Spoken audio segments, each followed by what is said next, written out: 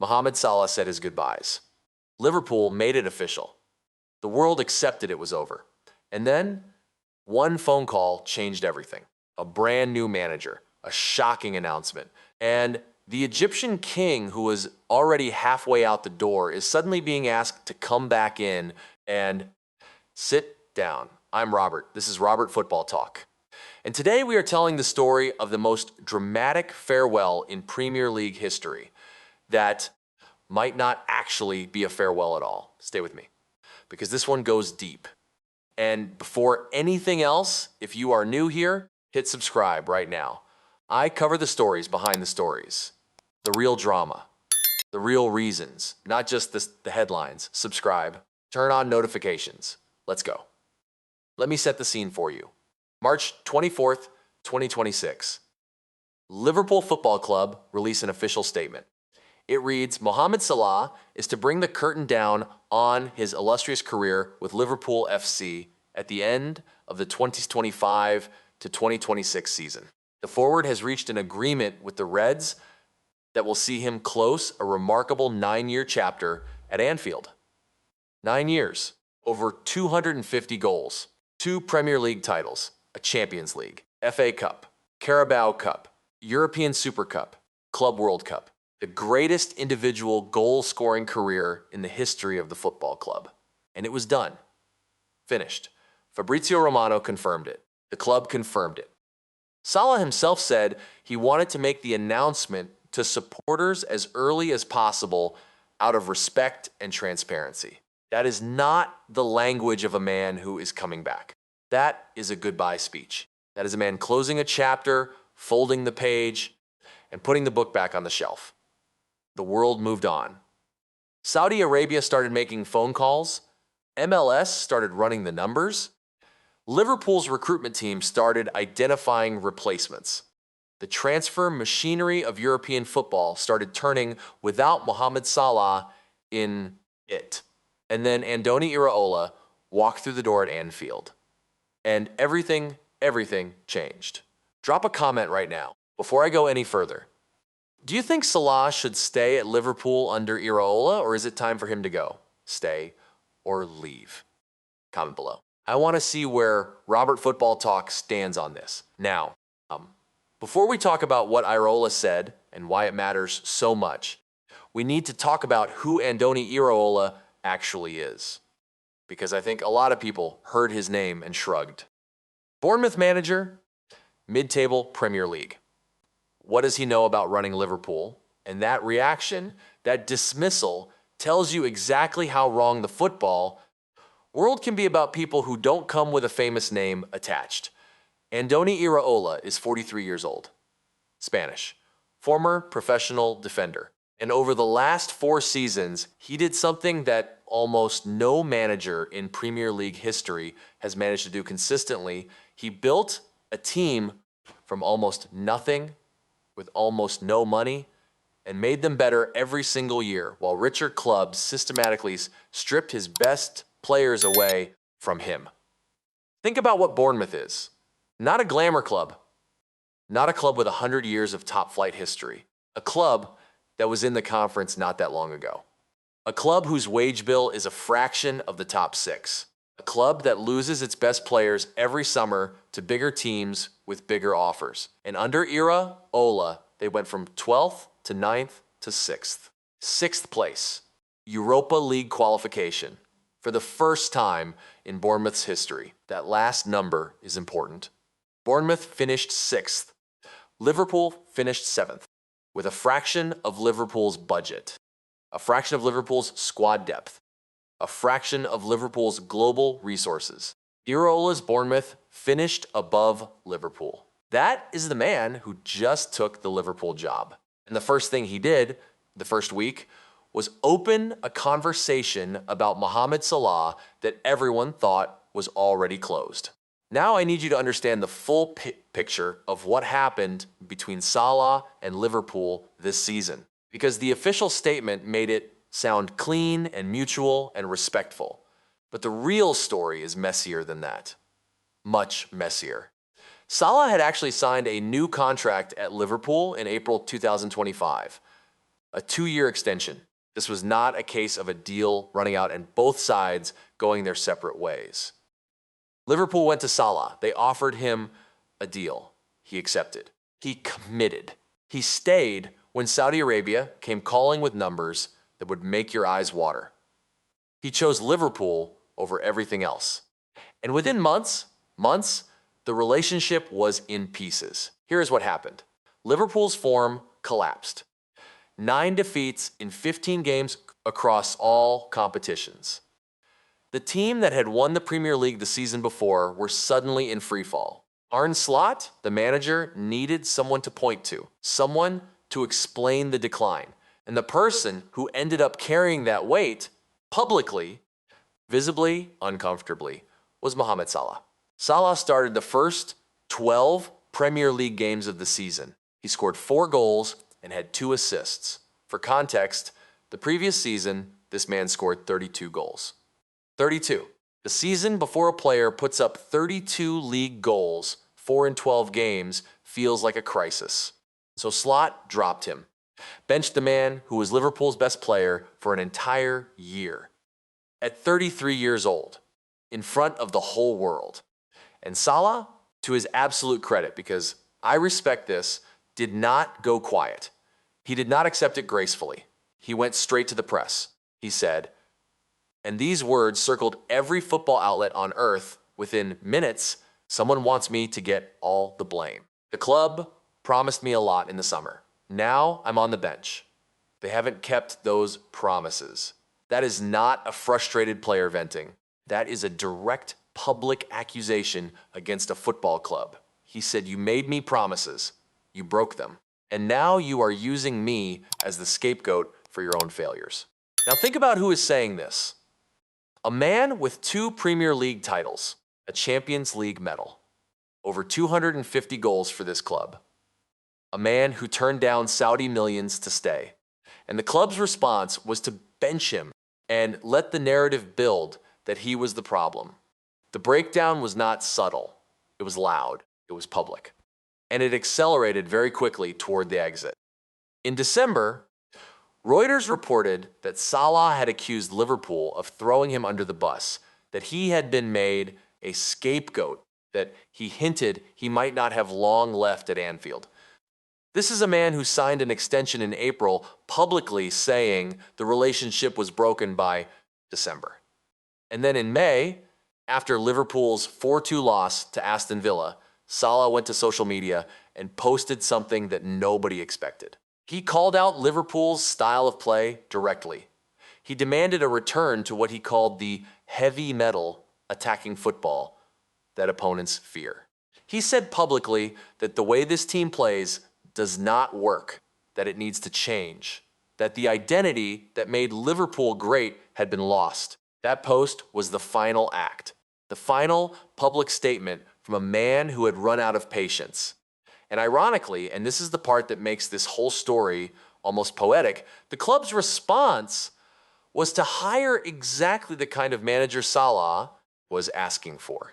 Because Andoni Iraola's football is heavy metal. That is not a metaphor. That is a literal description of his tactical philosophy. High press, high intensity, man-to-man engagement, players sprinting into channels, creating chaos at pace, forcing mistakes in dangerous areas. The exact football that made Salah into a generational forward under Jurgen Klopp. The exact football that disappeared under Slot and turned Salah into a shadow of himself. Salah essentially wrote the job description. And Iraola is the man who answered it. And now Iraola has publicly said he has already spoken with Salah, that nothing is set in stone. That Salah's situation is one he intends to engage with directly. A manager who just started the job this week is choosing Mohamed Salah as his very first public talking point. Not signings, not tactics, not the squad rebuild, Salah. That tells you everything about how Iraola sees this situation. Now let's talk about the Saudi shadow. Because it is still there and it is loud. Even with Iraola's announcement hanging in the air, Al Ittihad have been actively preparing a serious approach for Salah. Their manager, Sergio Conceição, reportedly sees the Egyptian as the main option to replace Karim Benzema, who recently left for Al Hilal. They have a squad that includes Fabinho, Musa, Diaby, and Nasseri. They need a superstar name. They need someone who moves the needle globally. And Salah's name, even at 33, does all three. And the money? Ben Jacobs revealed in December that Salah could earn up to 200 million euros per year in Saudi Arabia. 200 million per year. I am going to say that again because I want you to really sit with it. 200 million euros every single year. That is not a football contract. That is a life-changing generational wealth creation event. That is a number that changes your family's financial reality forever. And yet Salah turned down Saudi money once before. In April 2025, he chose Liverpool over that kind of offer, which tells you something fundamental about this man. He is not purely motivated by money. He wants to compete. He wants the intensity. He wants to matter on a European stage. But here is the complication within the Saudi picture that most media is not telling you. Not everyone in Saudi football actually wants Salah at this price. Saudi sports journalist Majid Hood was quoted saying Salah is not currently part of Ittihad's plans because the club are trying to reduce the average age of their squad and avoid excessive spending. He added they would need external funding to get the deal done. So the Saudi route is real, but it is not simple. It is not a guaranteed landing pad. The finances are complicated. The club dynamics are messy. And crucially, Iraola just opened a completely different conversation. MLS is also in the frame. Reports in the British media suggest a move to America is currently seen as the most attractive option for Salah outside of England. Inter Miami, Lionel Messi, Luis Suarez, Antoine Griezmann at Orlando. The league is becoming something real for players of this caliber. Glamour without the pressure of top-level European competition. But here is my honest take on the MLS option for Salah. And I want you to tell me if you agree in the comments.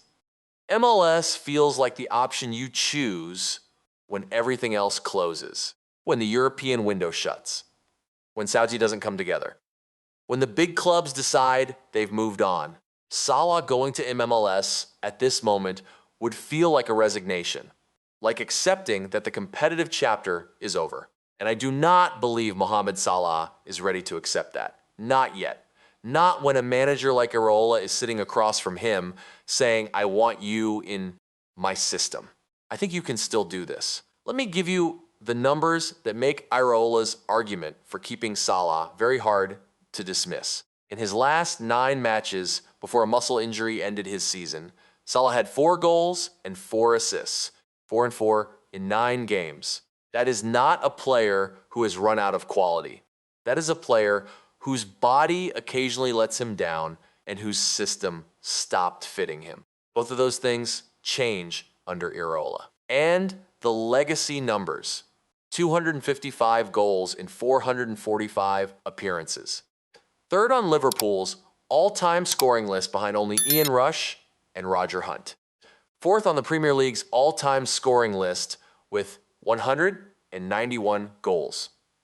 These are numbers that belong in a museum. Numbers that will be talked about at Anfield in 50 years. Liverpool are also in a complicated financial position around this decision. Salah's departure saves the club approximately $27.8 million annually. His contract made up almost 12% of Liverpool's entire wage bill. That is enormous financial freedom for a club that needs to rebuild an entire squad after a catastrophic season. And Liverpool have already identified replacements. Jan Kumas from RB Leipzig. Rayan from Bournemouth with a £130 million release clause. Michael Olise from Bayern Munich. FSG has been working on this. The plan B exists. It is funded. It is ready. But here is the word that changes everything. But all of those players, Kumas, Rayan, Olise, are the plan if Salah leaves. They are the response to a problem. Salah staying under Iraola is is not a problem to be responded to. It is a solution. A proven, world-class, motivated solution who already knows this club, already loves this club, and would be playing in a system specifically designed for the version of him that was unstoppable under Klopp. There is a historical footnote to this story that I genuinely love. In January 2014, Liverpool were looking for a wide forward. One of the players they identified, a 21-year-old Egyptian at FC Basel, who was reportedly 99% certain to join, was Mohamed Salah. Instead, Salah went to Chelsea. And in that same month, he actually played against Liverpool and they lost 2-0. Liverpool and Salah were strangers in the night in 2014. 12 years later, they found each other.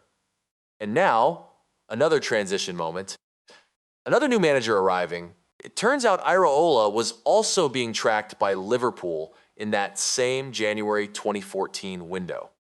Two people who both almost became Liverpool in January 2014, who both ended up finding their way to Anfield by a completely different route. 12 years of separate journeys that somehow ended up in the same place at the same time again. If that is not a story that writes itself, I do not know what is. So here's where we are. The official announcement said Salah is leaving. The contract cancellation saves Liverpool money. The replacements are identified, the Saudi clubs are circling. MLS is an option. Everything pointed to the Egyptian king boarding a plane and starting a new chapter somewhere far from Anfield. And then Andoni Iraola showed up 1 week into the job and said, "Not so fast. I have spoken to him. The conversation is not closed.